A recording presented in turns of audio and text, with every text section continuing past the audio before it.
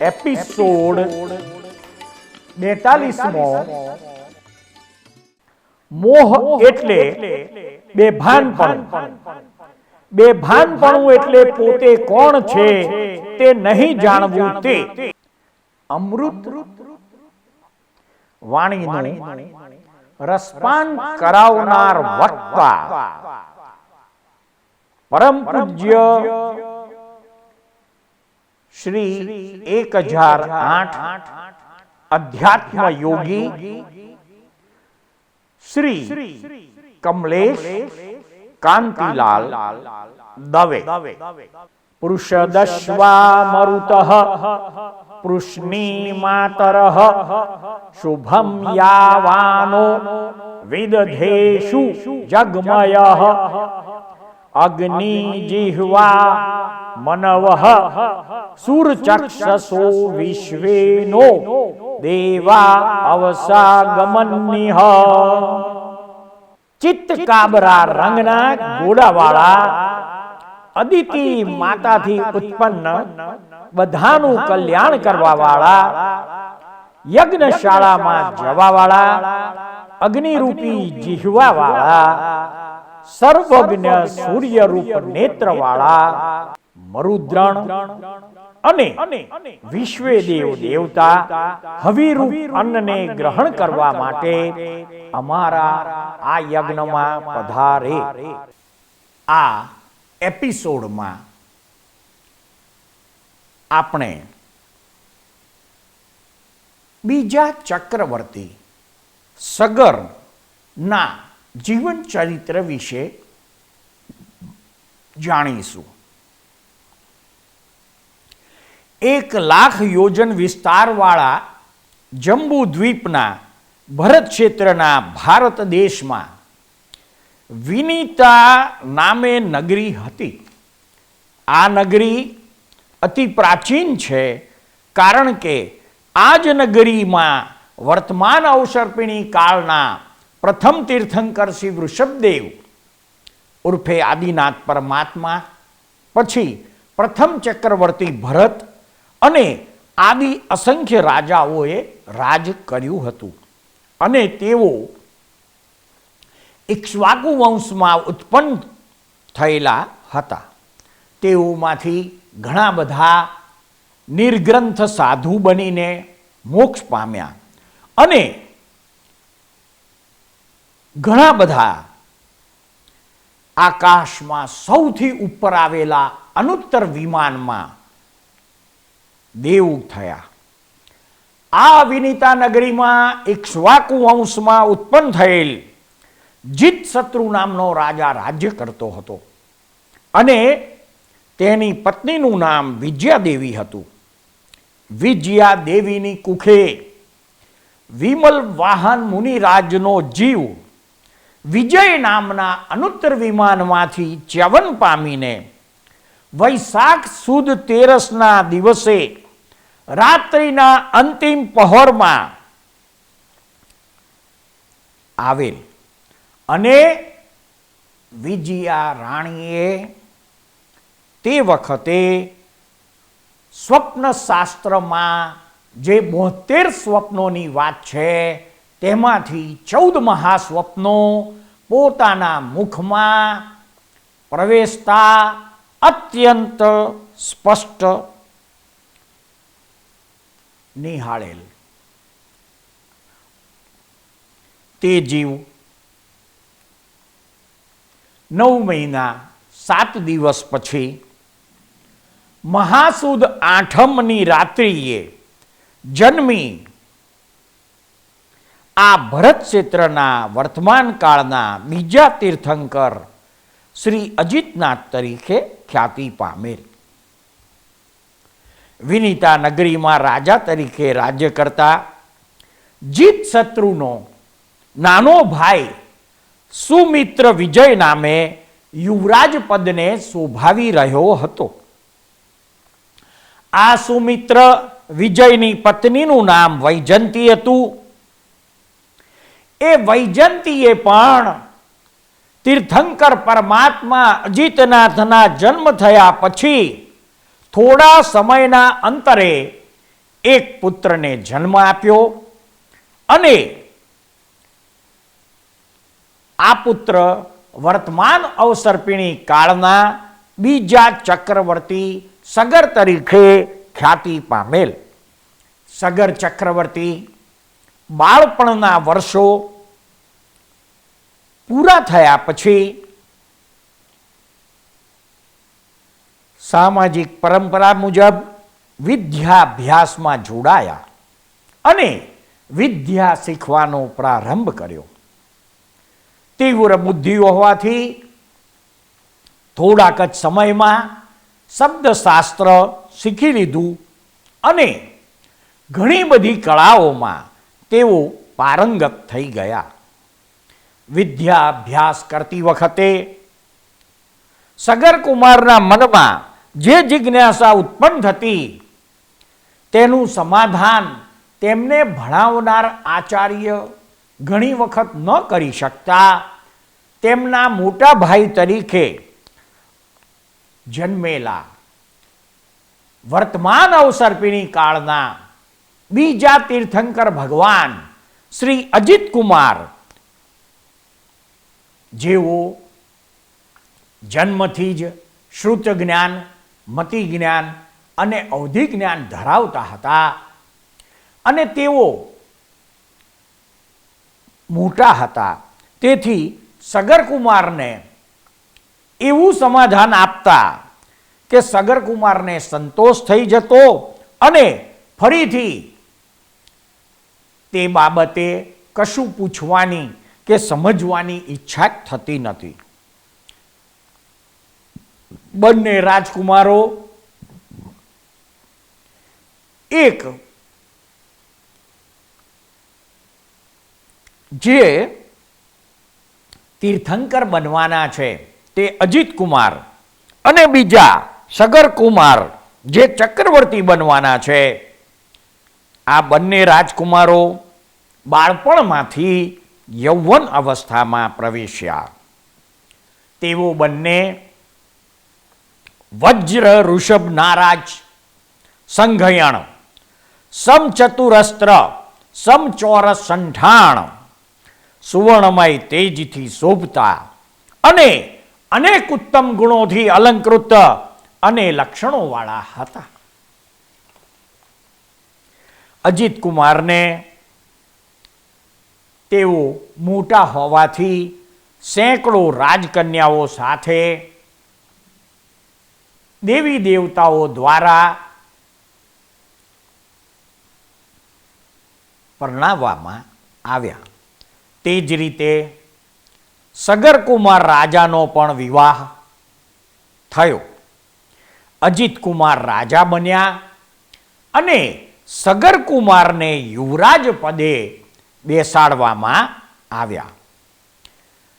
અજિત કુમારે 53 લાખ પૂર્વ સુધી પ્રજાનું પાલન પોષણ કર્યું અને પછી તેમનો દીક્ષાનો સમય આવતા લોકાંતિક દેવો અજિત કુમાર પાસે આવીને વિનંતી કરે છે કે હે પ્રભુ, હવે તમારો દીક્ષાનો સમય 1 વર્ષ બાકી છે, તો આપ કૃપા કરીને વર્ષીદાનની શરૂઆત કરો.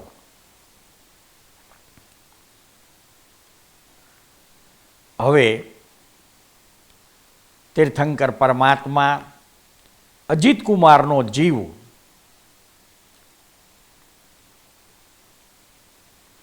પોતાના યુવરાજ એવા સગરકુમારને આજ્ઞા આપી રાજ્યભાર સંભાળવાનું કહી પોતે વર્ષીદાનના કાર્યમાં લાગી ગયા. 1 વર્ષ સુધી અજિત કુમારે વર્ષીદાન કર્યા પછી મહાસુદ નોમના દિવસે પંચમુષ્ટિ લોચ દ્વારા દીક્ષા લઈ અને સાધુપણું સ્વીકાર્યું. દીક્ષા લીધા પછી લગભગ 12 વર્ષ સુધી છદ્મસ્તપણે વિચર્યા અને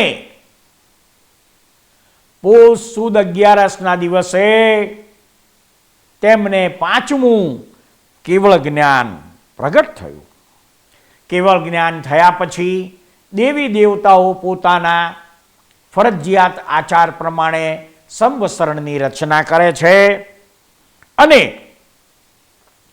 તેમાં અજિતનાથ પરમાત્મા કેવળ જ્ઞાન પછી પ્રથમ દેશના આપે છે તથા સિંહસેન સહિત 95 ગણધરો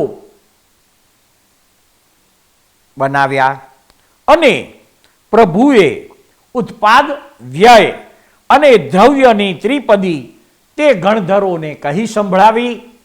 તેના પ્રભાવ સ્વરૂપે આ 95 ગણધરો 45 આગમો 14 પૂર્વો રચવા માટે સક્ષમ બની સૂતગેવળી બની અને શાસ્ત્રોના પારગામી બન્યા. ત્યાર પછી તીર્થંકર પરમાત્મા અજિતનાથ ભગવાન ચતુર્વિધ સંઘની સ્થાપના કરે છે.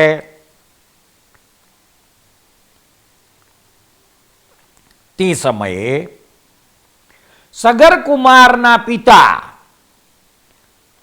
સુમિત્ર વિજય જે અજિતનાથ પરમાત્માના સાંસારિક કાકા છે તેઓ પણ દીક્ષા લઈ લે છે. આ બાજુ રાજ્ય શાસનના કાર્યભાર સંભાળતા સગરકુમાર ની શસ્ત્રાગારમાં ચક્રરત્ન ઉત્પન્ન થાય છે. સામાન્ય વ્યવહાર પ્રમાણે સગર ચક્રવર્તી આયુધશાળામાં જઈને ચક્રરત્નનું મોરપીંછીથી પ્રમાંજન કરી પવિત્ર જળથી તેને સ્નાન અભિષેક કરાવી સુંદર કસાય વસ્ત્રોથી લૂછી ચંદનથી અર્ચિત કરી તેનું પૂજન કરે છે અને ત્યારબાદ ધીમે ધીમે તેમની આયુધશાળામાં એક પછી એક રત્નો પ્રગટ થવા લાગે છે. રત્નો પ્રગટ થયા પછી ચક્રરત્ન આયુધશાળાની બહાર નીકળે છે અને જેમ ચક્ર રત્ન આકાશમાં આગળ આગળ ચાલે છે તેમ સગર ચક્રવર્તી પોતાની સેનાને લઈને એક પછી એક 6 ખંડ જીતી અને ચક્રવર્તીપણાને પામ્યા. ચક્રવર્તીપણા પ્રમાણે તેમણે પોતાના રાજ્યમાં આવીને તેમનો ચક્રવર્તી તરીકેનો રાજ્યાભિષેક પણ થયો. આ બાજુ અજિતનાથ ભગવાન કેવળ જ્ઞાન થયા પછી વિચરતા વિચરતા એકવાર સાકેતનગર ઉદ્યાનમાં પધાર્યા. ત્યાં સંવત્સરણમાં અજિતનાથ પરમાત્માએ સગર ચક્રવર્તીને તેના પૂર્વભવની વાત જણાવી કે તમે પૂર્વભવમાં એક સંન્યાસી હતા અને રંભક તમારું નામ હતું અને તમને દાન આપવાની પ્રવૃત્તિ અને તમારા દાન આપવાના પ્રભાવથી શુભ ગતિઓમાં ફરતા ફરતા આજે તમે ચક્રવર્તી થયા છો. સગર ચક્રવર્તીના 60,000 પુત્રો વિદેશ ફરવા માટે ગયા હતા અને તેમની સાથે સ્ત્રી રત્ન સિવાયના ચક્રવર્તીના 13 રત્નો પણ હતા અને સુબુદ્ધિ વગેરે અમાત્યો પણ તેમના પુત્રો સાથે હતા. તેઓ ફરતા ફરતા વૃષભદેવ પરમાત્મા જે અષ્ટાપદ પર્વત ઉપરથી નિર્વાણ પામીને મોક્ષે ગયા તે પરમ પવિત્ર તીર્થ પાસે આવી પહોંચ્યા અને અષ્ટાપદ પર્વત ઉપર રચેલા ભવ્ય મંદિરો જોયા જેમાં વૃષભદેવ પરમાત્મા તથા ભવિષ્યમાં થનારા તમામ તીર્થંકરની મૂર્તિઓ હતી. ત્યાં પૂજા વંદનાદિ કર્યા પછી તેમણે વિચાર્યું કે આ પવિત્ર તીર્થ ભવિષ્યમાં સુરક્ષિત રહે, તેથી આ પવિત્ર પર્વતને અધમ મનુષ્યોથી બચાવવા આસપાસ એક મોટી ખાઈ ખોદીને તેમાં પવિત્ર જળ ભરી દઈએ. આ પ્રમાણે વિચારીને તેઓએ દંડરત્નથી પૃથ્વી ખોદીને ખાઈ બનાવવા લાગ્યા.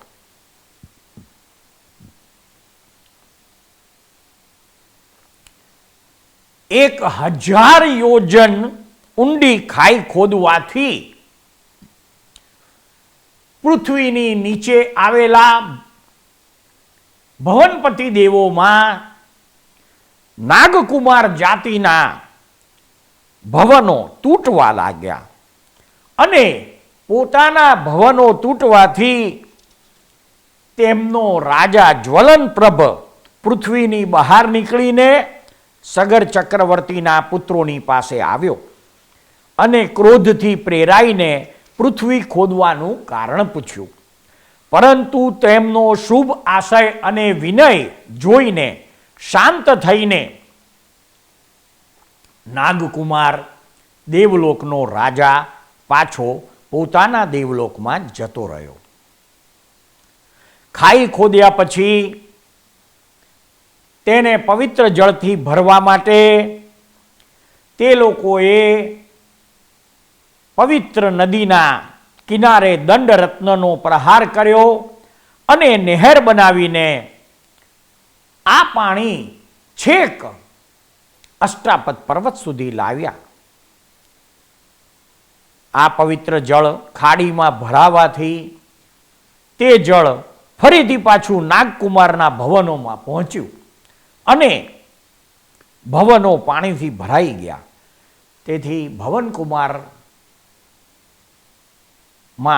જે નાગકુમારના દેવનો જે ઇન્દ્ર હતો તે બહાર આવ્યો અને તેણે પોતાના ક્રોધાગ્નિથી સગર ચક્રવર્તીના 60,000 પુત્રોને બાળીને ભસ્મ કરી દીધા.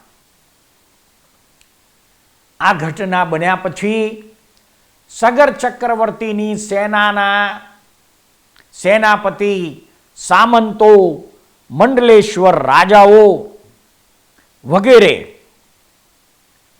ગહેરા શોકમાં ડૂબી ગયા અને શું કરવું જોઈએ, શું ન કરવું જોઈએ એની દ્વિધામાં મૂકી ગયા. ત્યાર પછી આ લોકોને શોકમાં મગ્ન થયેલા જોઈ ત્યાં એક વિદ્વાન બ્રાહ્મણ આવે છે અને તેમને સમજાવે છે કે બનવા કાળ જે ઘટના બની ગઈ તેનો શોક કર્યા વગર તમે તમારા પોતાના રાજ્યમાં પાછા ફરો અને હું પણ સગર ચક્રવર્તીને સમજાવવા તમારી સાથે આપના નગરમાં આવું છું. આમ સેનાપતિ, સામંતો, મંડલેશ્વર રાજાઓ બધા રાજ્યમાં પાછા ફરે છે. સગર ચક્રવર્તીને પોતાના મૃત્યુના સમાચાર જણાવી મોહમાંથી જાગૃત થવા જણાવે છે. ત્યારે બ્રાહ્મણ જે આ સામંતો સાથે આવેલ તે સગર ચક્રવર્તીને શોક દૂર કરવા માટે એક માગણી કરે છે કે મને માંગલિક અગ્નિ લાવી આપો. માંગલિક અગ્નિ એને કહેવાય કે જે ઘરમાં કોઈનું મૃત્યુ ના થયું હોય એવા ઘરનો અગ્નિ મારે જોઈએ. હવે બ્રાહ્મણ જાણતો હતો કે આવું તો પૃથ્વી ઉપર કે એ નગરમાં કોઈ એવું ઘર નહીં હોય કે જે ઘરમાં પૂર્વે કોઈનું મૃત્યુ ના થયું હોય. હવે આ વાત ચક્રવર્તીને બ્રાહ્મણ સમજાવે છે અને ત્યારબાદ સગર ચક્રવર્તીને થોડીક ક્ષાતા થાય છે. ત્યારબાદ સગર ચક્રવર્તીનો શોક દૂર કરવા સુબુદ્ધિ નામનો પ્રધાનમંત્રી ઇન્દ્રજાલિકની કથા રાજાને સંભળાવે છે અને ત્યાર પછી માયાવીની અદ્ભુત કથા પણ સંભળાવે છે. અને આ બંને કથા સાંભળ્યા પછી સગર ચક્રવર્તીનો શોક સંપૂર્ણપણે દૂર થાય છે. ત્યાર પછી સગર ચક્રવર્તી પોતે દીક્ષા લેવા માટે તૈયાર થઈ જાય છે. સગર ચક્રવર્તી પોતાના પુત્રના પુત્ર એવા ભગીરથનો રાજ્યાભિષેક કરે છે અને પૂર્વ જન્મોના પુણ્યોદયે તે જ સમયે અજિતનાથ પરમાત્મા સગર ચક્રવર્તીના ઉદ્યાનમાં પધારે છે અને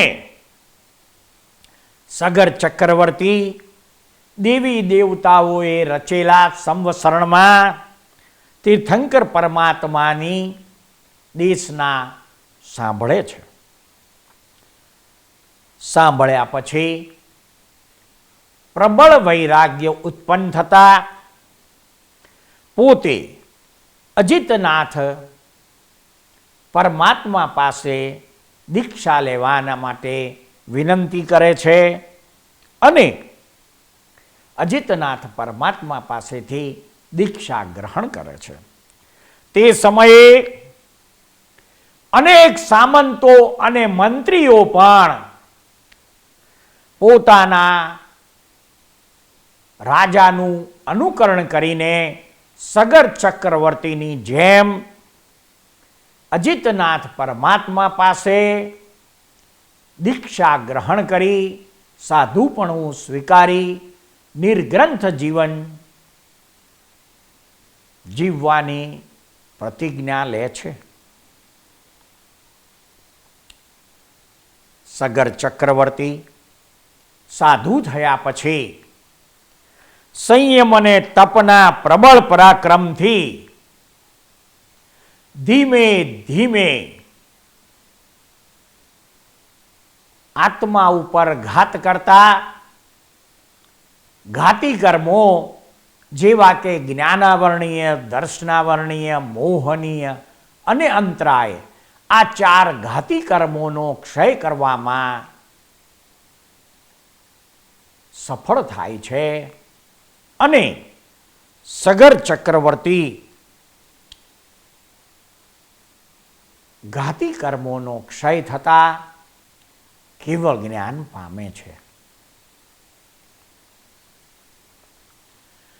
સગર ચક્રવર્તીએ અજિતનાથ પરમાત્મા પાસે દીક્ષા લીધી, સાધુપણાને શ્રેષ્ઠ રીતે શોભાવ્યું અને સંયમ તથા તપના પ્રભાવે ચાર ઘાતી કર્મોનો ક્ષય કરી કેવળ જ્ઞાન પ્રાપ્ત કર્યું છે.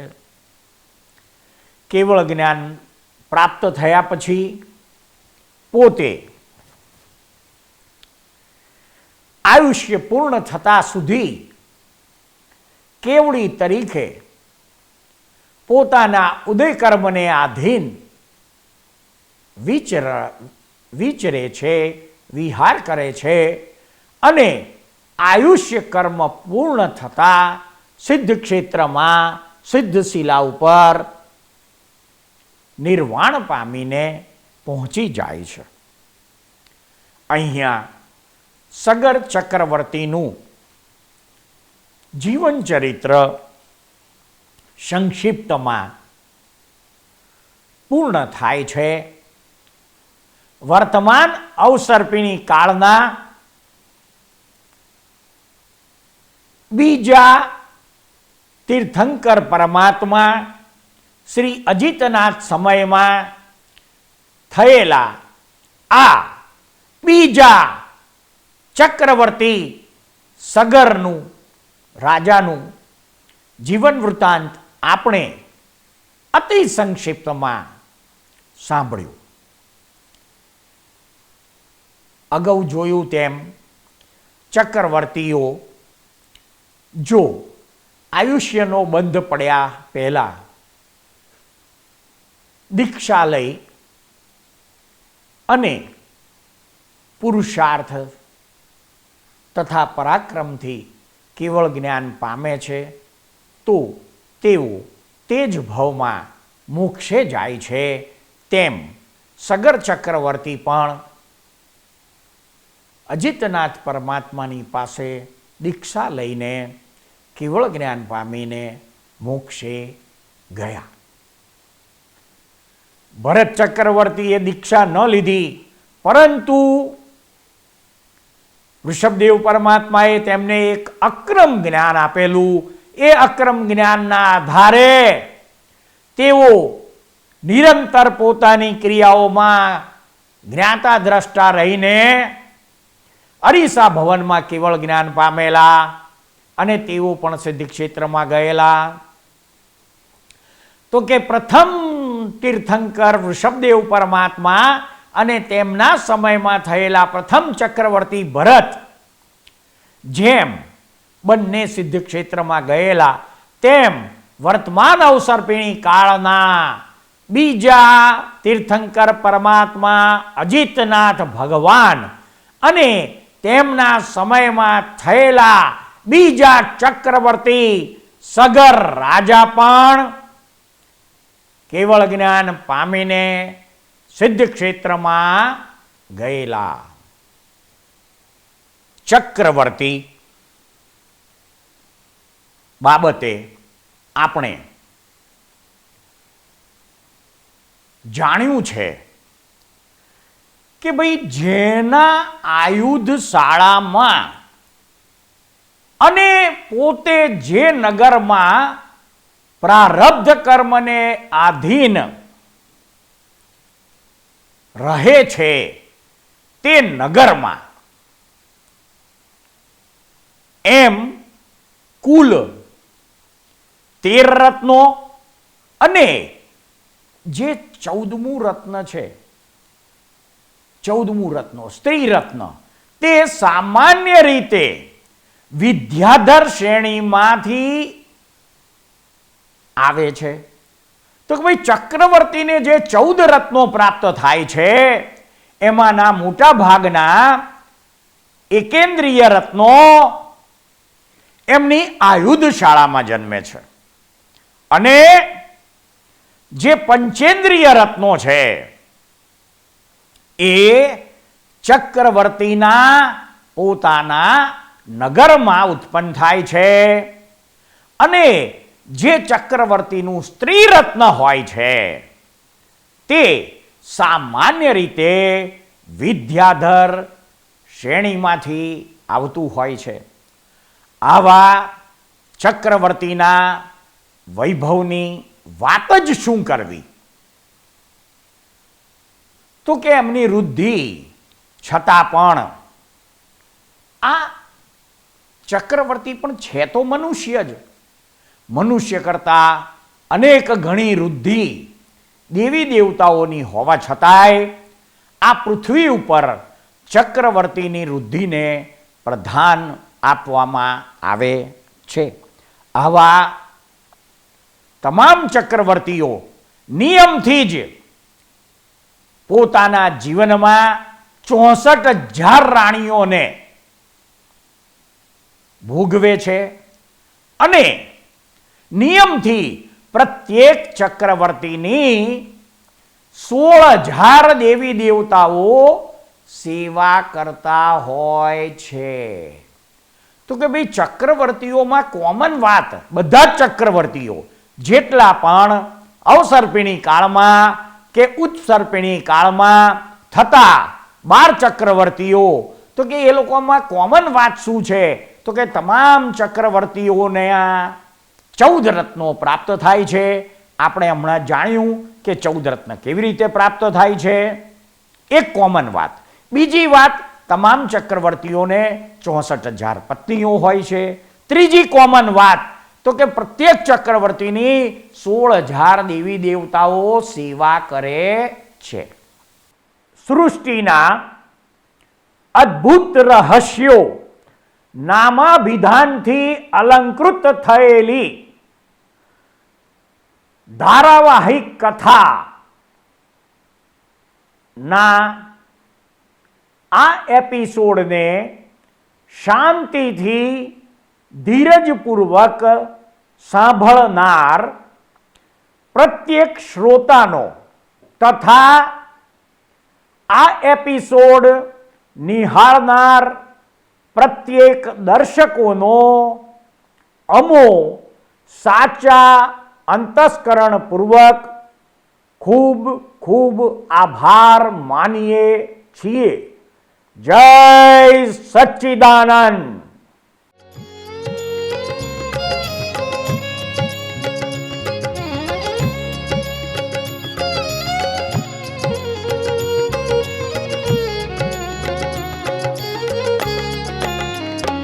तीर्थंकर विहरमान शत शत कोटि प्रणाम. तीर्थंकर विहरमान शत शत कोटि प्रणाम. जय कुल्ला केवल ज्ञान. जय कुल्ला केवल ज्ञान. तीर्थंकर विहरमान शत शत कोटि प्रणाम.